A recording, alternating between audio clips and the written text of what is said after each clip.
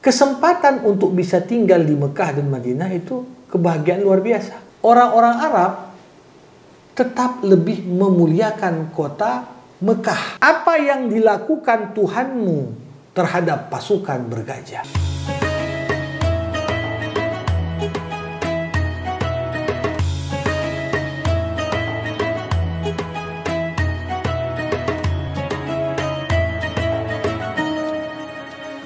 Bismillahirrahmanirrahim. Assalamualaikum warahmatullahi wabarakatuh. Sahabat Al-Quran, kita kembali bertemu di Menyelami Rahasia Al-Quran. Sahabat Al-Quran, kita masuk ke episode ke-106.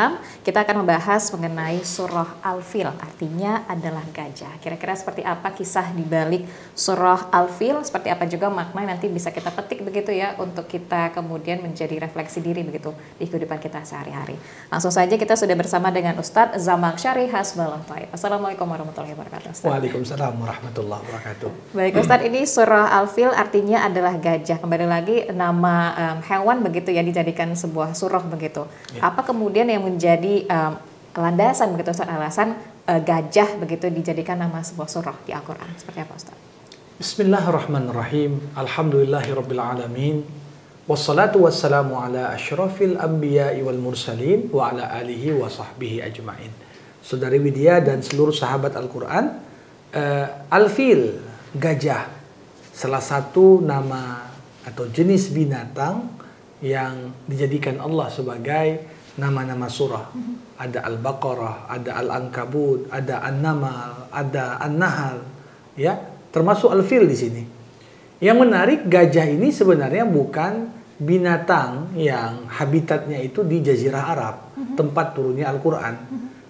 Tapi habitat gajah itu di mana? Di Afrika, di Asia Selatan, di Asia Tenggara, ya, nggak semua tempat itu cocok untuk menjadi habitatnya gajah. Ya. Sebenarnya kata gajah di sini merujuk kepada satu peristiwa penting dalam catatan sejarah yang berkaitan erat dengan kenabian Nabi Muhammad SAW. Kita tahu Nabi Muhammad itu sering dikatakan lahir di tahun gajah. Dan sebelum dibuat sistem penanggalan pada zaman Umar bin Khattab berkuasa sebagai khalifah, memang kebiasaan orang Arab menamakan nama-nama tahun dengan nama-nama peristiwa besar. Terjadi di tahun kelahiran Nabi itu, sekelompok pasukan yang datang ke Mekah dengan mengendarai gajah, datang dari Yaman, ingin menghancurkan Ka'bah. Dan tokoh tersebut kemudian dikenal dengan nama Abraha al-Ashram. Abraha adalah salah satu jenderal pasukan, seorang raja yang diutus dari Ethiopia. Ya. Ethiopia atau negeri Habasyah dulu namanya. Dia dikirim membawa pasukan gajah sehingga kemudian dia berdomisili di Yaman. Dan waktu itu salah satu target utama dari Jenderal Abraha ini pindah ke Yaman adalah untuk membangun gereja besar. Jadi ada motif menyebarkan agama Kristen ketika itu di Jazirah Arab. Dia bangunlah gereja besar yang diberi nama Qulais. Namun walaupun bangunannya sudah begitu megah, fasilitasnya juga nomor wahid, tetapi tidak mendapatkan sambutan yang baik di Jazirah Arab. Artinya apa? Tidak ada orang-orang Arab baik di kota maupun di pedalaman Badui yang datang ke sana untuk beribadah. Usut punya usut, ternyata itu disebabkan orang-orang Arab tetap lebih memuliakan kota Mekah yang di dalamnya terdapat Ka'bah yang diyakini sebagai Baitullah, rumahnya Allah. Dan itu sudah berjalan sejak Nabi Ibrahim membawa putranya Ismail untuk tinggal di Mekah dan membangun Ka'bah ketika itu. Nah, kemurkaan dari Abraha ini bertambah setelah beberapa dari Arab Badui datang ke gerejanya dan mengotori gereja itu. Maka dia pun bertekad ingin menghancurkan Ka'bah yang dianggap sebagai tempat yang dibanggakan oleh bangsa Arab ketika itu, mereka mengunjunginya setiap musim haji, datanglah Abraha dengan pasukan gajahnya dengan satu tujuan. Apa? Menghancurkan Ka'bah. Dengan harapan setelah Ka'bah hancur, maka orang akan datang ke gerejanya dia, ya, beribadah di sana. Nah, yang terjadi, gajah ini pun menempuh, ya, jarak yang cukup jauh dari Yaman di selatan Jazirah Arab ke Mekah, yang kurang lebih tempatnya di tengah Jazirah Arab. Nah, sampai di sana, waktu itu Abraha memanggil kakek Rasulullah SAW, Abdul Muttalib, yang merupakan pemimpin dari kota Mekah. Setelah dia merampas semua hewan ternak milik penduduk Mekah, Abdul Muttalib datang bicara dengan Abraha. Balikkan kambing-kambingku, kata Abdul Muttalib. Kau menjumpaiku hanya ingin melobi agar kambingmu dibalikkan. Aku kira kau ingin melobiku supaya tak kuhancurkan rumah Tuhanmu. Ketika itu jawaban dari kakek Rasulullah SAW, beliau katakan, ya, saya adalah pemilik kambing-kambing yang kau ambil. Sedangkan rumah ini ada pemiliknya yang akan menjaganya. Itulah kata-kata yang keluar dari mulut Abdul Muttalib, sehingga kemudian dibalikkanlah kambing-kambing dia, dan mulailah Abraha memimpin pasukan gajah ingin menghancurkan Ka'bah. Kapan peristiwa itu terjadi? Para ulama menjelaskan peristiwa datangnya Abraha ke kota Mekah menghancurkan Ka'bah 50 hari setelahnya Nabi Muhammad SAW dilahirkan. Jadi kalau kita coba hitung-hitung, biasanya seorang dalam kandungan 9 bulan 10 hari, berarti ketika datang Abraha, usia Rasulullah dalam kandungan ibundanya Aminah itu sudah masuk kehamilan, masuk 8 bulan. Sudah masuk 8 bulan. Dan tentunya ini saat-saat yang sangat menentukan, karena sangat riskan sekali kehamilan bisa terganggu. Bayangkan di masa itu Aminah, seorang janda, sedang hamil, suaminya tak ada, sudah meninggal, dan menjelang akan bersalin datang tentara gajah yang begitu menakutkan. Nah, tentunya bisa kita bayangkan banyak orang penduduk Mekah yang ketika itu bahkan gak pernah nengok gajah, ya, karena belum pernah dilihat gajah itu sampai ke Jazirah Arab. Namun yang terjadi apa? Allah Subhanahu wa Ta'ala membalas tipu daya Abraha dengan yang tak pernah terbayangkan sebelumnya. Dihancurkanlah tentara itu satu persatu, dilempari oleh burung yang berbaris dan berkelompok, melempari sesuatu yang membuat mereka tampak terbakar, hingga pada akhirnya luluh lantahlah pasukan tersebut. Dan cerita ini terus dikisahkan orang-orang Arab dari generasi ke generasi untuk menggambarkan bagaimana perlindungan Allah terhadap rumahnya, Ka'bah Baitullah. Nah, berangkat dari hal itulah surah Al-Fil ini turun untuk mengingatkan orang Arab. Nikmat kami terhadap kalian, wahai penduduk Mekah, itu banyak. Salah satunya apa? Allah katakan, alam tara kaifa fa'ala rabbuka bi ashabil fil. Apakah kau tak menyaksikan apa yang dilakukan Tuhanmu terhadap pasukan bergajah? Ini pertanyaan Allah. Apakah kau tak menyaksikan? Nah, sebenarnya pertanyaan ini agak rancu. Kenapa? Karena katakan tadi Nabi Muhammad baru lahir 50 hari setelah pasukan gajah hancur babak belur. Tapi Allah berkata kepada kekasihnya, Muhammad, apakah kau nggak nengok apa yang Allah lakukan terhadap pasukan bergajah? Gimana Nabi Muhammad menengok? Lahir pun belum. Ya. Tapi maksud dari ayat ini adalah bagi kita sebagai hamba Allah, segala peristiwa yang menunjukkan tanda-tanda kebesaran Allah, tidak cukup kita mengetahuinya, tapi wajib bagi kita membayangkannya seakan-akan peristiwa itu terjadi depan mata kita. Jadi tiap kali kita baca ini, Allah nanya, apakah kamu saksikan tuh apa yang Allah buat terhadap tentara gajah? Nah, jadi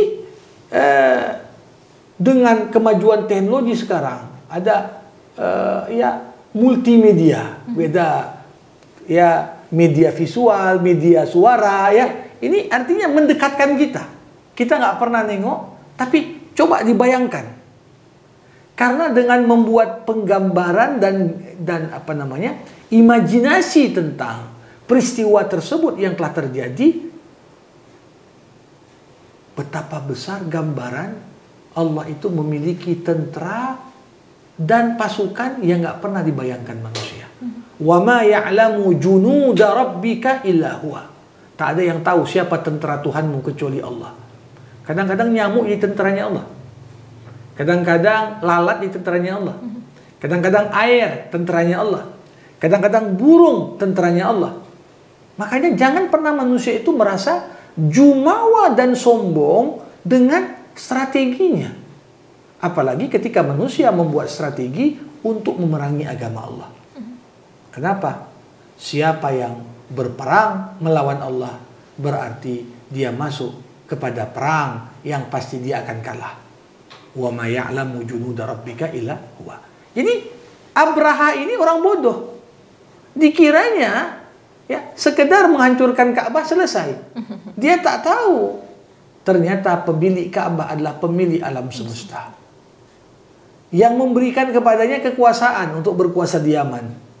Ketika dia mencoba untuk menantang Allah dengan tipu dayanya, maka yang terjadi Allah Subhanahu wa taala balikkan tipu daya itu hingga menimpa dirinya sendiri.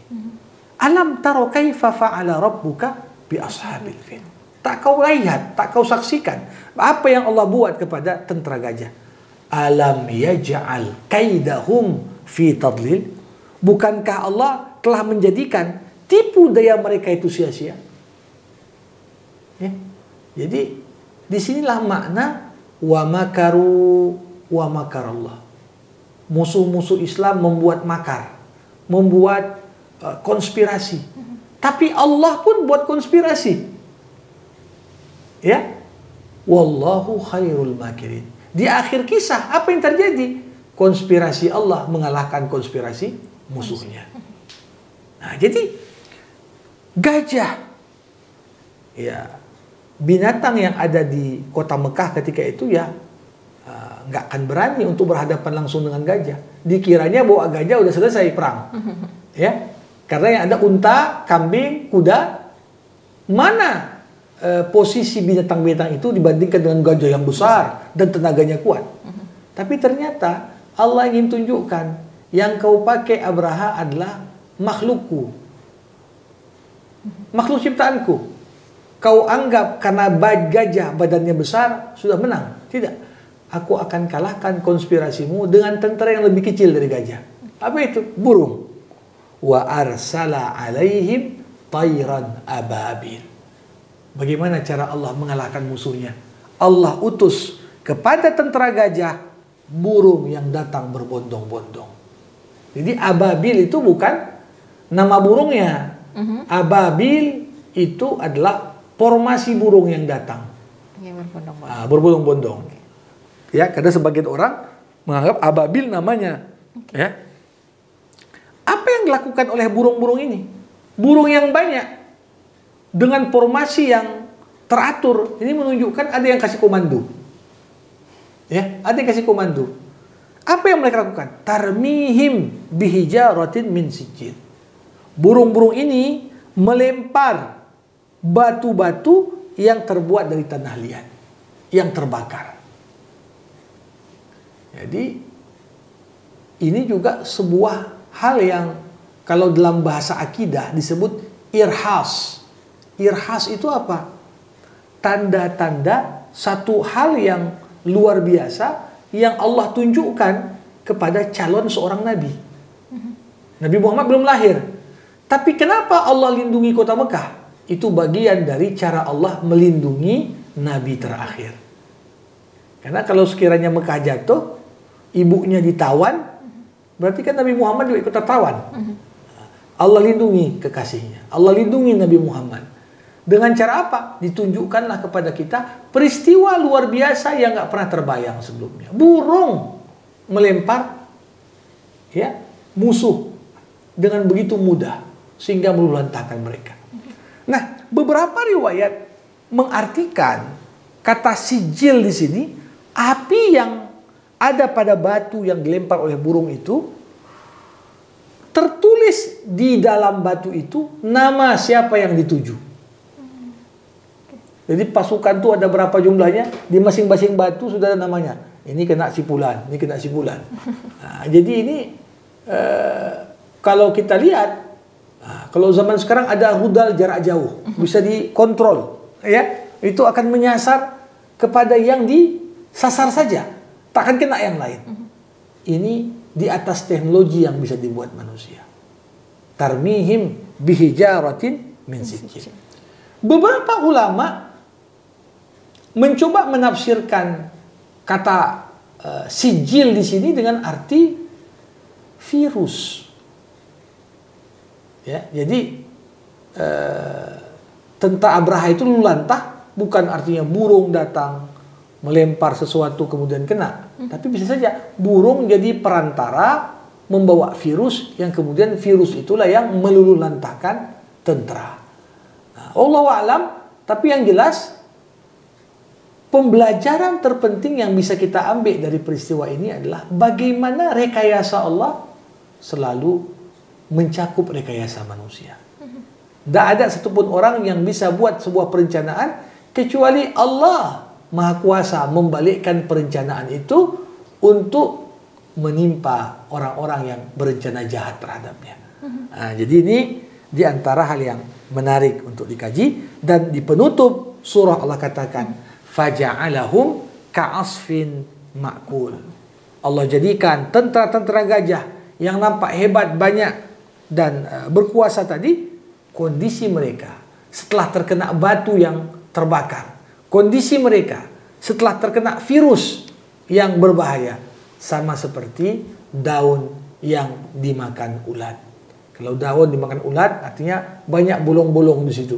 Ya, seperti itulah yang terjadi pada gajah dan pasukan yang mengendarainya. Jumlah mereka yang banyak, ternyata dengan sekelompok kecil burung saja sudah bisa diluluhlantahkan. Untuk menunjukkan bahwasanya ya rekayasa Allah, tipu daya Allah di atas tipu daya manusia. Nah, ini harus jadi pembelajaran bagi kita. Kalau dalam sejarah itu tak terhitung upaya-upaya yang ingin dilakukan oleh musuh-musuh Islam menghancurkan Ka'bah. Ya, kalau Abraha itu bukan orang terakhir, tapi qadarullah, dan dengan izin Allah tidak ada satupun upaya yang berhasil. Walaupun Ka'bah itu sendiri secara histori kita lihat berapa kali terbakar dan hancur, dibangun kembali, ya. Tapi segala niat jahat terhadap Ka'bah ini biasanya kembali kepada orang yang menyimpan dan memendam niat jahat tersebut. Allah melindungi rumahnya, Allah melindungi Mekah, ya. Bahkan dalam hadis Nabi dikatakan di akhir zaman ketika Dajjal berkeliling ke seluruh permukaan bumi, dua tempat yang tak dapat dimasuki Dajjal hanyalah kota Mekah dan kota Madinah. Nah, ini menunjukkan pemeliharaan Allah terhadap tempat-tempat suci ini. Oke, baik. Jadi kita sebagai umat Muslim bukan dibilang nggak perlu untuk melindungi rumah Allah begitu ya Ustaz ya, tapi kita juga harus ikut berperan juga untuk melindungi rumah Allah, atau bagaimana sebenarnya? Ya, Ustaz? tentunya ini bagian dari kewajiban kita. 1976 ketika Masjidil Aqsa jatuh ke tangan tentara Zionis Israel. Ini bencana bagi dunia Islam. Ya, umat yang tak bisa mempertahankan tempat sucinya, maka akan kehilangan kebanggaannya. Nah, walaupun Allah berjanji untuk melindungi Ka'bahnya, bukan berarti kita berleha-leha. Ya. Makanya ada perintah dalam Al-Quran, persiapkanlah kekuatan. Kekuatan ini apa? Kekuatan senjata, militer, ilmu pengetahuan.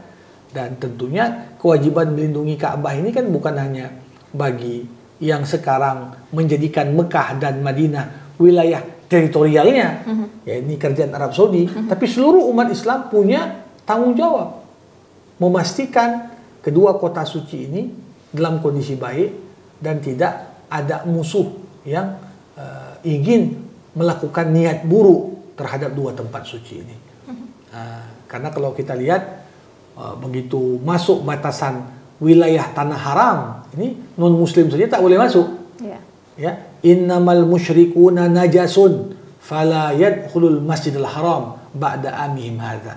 Sesungguhnya orang-orang yang mempersekutukan Allah itu najis secara spiritual, maka jangan biarkan mereka masuk ke wilayah tanah haram. Nah, jadi ini memang amanah Allah. Nah, siapa yang menjalankan? Tentunya kita, umat Islam.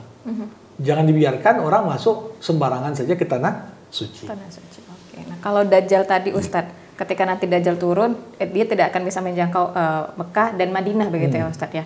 Nah, ini kalau misalnya kita sebagai masyarakat awam menggambarkan, berarti beruntung dong Ustadz yang tinggal di sekitar Mekah dan Madinah. Nah, bagaimana kita yang nggak bermukim di sana begitu Ustadz? Ya, maka dari itu kan tuntunan Nabi disuruh kita melindungi diri dari fitnah Dajjal. Salah satunya dengan menghafal dan rutin membaca surah Al-Kahfi misalnya, dan yang lain-lainnya. Ya, tentunya nggak bisa kita pungkiri kesempatan untuk bisa tinggal di Mekah dan Madinah itu kebahagiaan luar biasa. Ya, berapa banyak ulama ya mencari ilmu sampai ke sana, udah selesai pun tak mau pulang juga dia.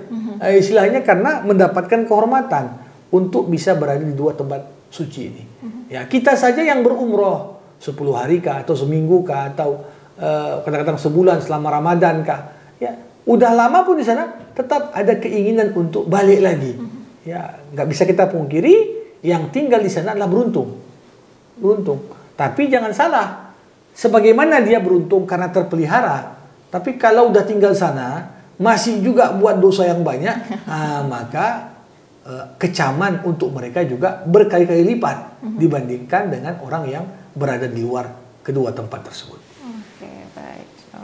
Nah, sahabat Al-Quran itu dia tadi ya yang kita bahas dari surah Al-Fil, bagaimana kemudian tipu daya Abrahah yang ingin menghancurkan Ka'bah kemudian dibalas lagi begitu ya Ustadz ya oleh Allah. Jadi kita juga mungkin yang di luar dari umat Islam gitu yang saat ini juga masih berusaha untuk melakukan tipu daya begitu ya Ustadz, untuk menghancurkan rumah Allah, nanti juga akan dibalas oleh Allah begitu ya Ustadz. Pasti. Dulu pernah sempat Wida dengar cerita katanya ada yang berusaha untuk membuat terowongan untuk menembus Ka'bah gitu. Betul.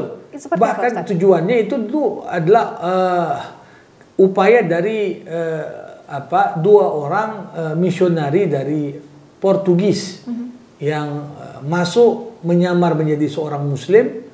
Nah, tapi kemudian mereka menyewa tempat di dekat dengan Masjid Nabawi, ya. Tujuannya memang ingin mencuri jasad Rasulullah SAW. Namun yang terjadi adalah dia berbulan-bulan buat terowongan hingga dekat dengan di mana kuburan Nabi untuk mengambilnya. Tapi dengan izin Allah, ya, ini salah seorang khalifah bermimpi di malam hari. Nabi Muhammad SAW dilihatnya dalam mimpinya dan Nabi minta tolong kepadanya. Sehingga dia merasa ada yang tidak beres.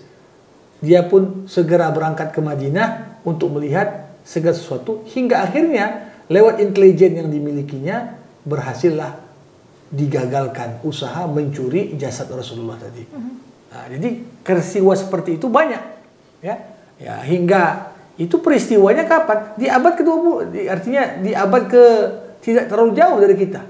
Ya, di abad 18 pernah ada upaya, bahkan di abad waktu masa perang menjelang perang dunia juga berapa kali upaya-upaya untuk mencuri jasad Rasulullah atau menghancurkan bangunan dari Ka'bah, Baitullah Haram, atau mencuri dari Hajar Aswad. Itu banyak upaya-upaya yang pada keseluruhannya berakhir dengan kegagalan. Oke, baik. Jadi Ka'bah, makam Rasul, Hajar Aswad itu juga dilindungi oleh Allah begitu ya Ustaz ya? Ya, tentunya dilindungi karena itu bagian dari bisa kita katakan tempat suci bagi umat Islam. Ya, tapi tentunya cara Allah melindungi bagaimana? tetap lewat usaha manusia, usaha umat Islam. Nah, maka kita berharap ya pemimpin-pemimpin kita juga peduli terhadap tempat-tempat suci ini, supaya kemudian ya bagaimana di masa lalu berbagai upaya-upaya tipu daya itu berhasil untuk digagalkan. Nah, kenapa? Ya ada yang dapat petunjuk lewat mimpi, ada yang dapat petunjuk lewat intuisi yang lainnya. Allahu a'lam. Tapi yang jelas Allah mengatur mekanisme untuk melindungi ya kekasihnya, rumahnya, ya tempat yang istimewa tentunya bagi umat Islam keseluruhan. Oke, baik sahabat Al-Quran. Untuk episode kita di Surah Al-Fil kita tutup ya. Sampai di sini kita akan kembali lagi di episode selanjutnya. Widya aja kembali sahabat Al-Quran untuk like, komen, dan subscribe ke YouTube channel kita. Insya Allah kita akan kembali lagi ya di episode berikutnya. Wabillahi taufiq wal hidayah. Wassalamualaikum warahmatullahi wabarakatuh.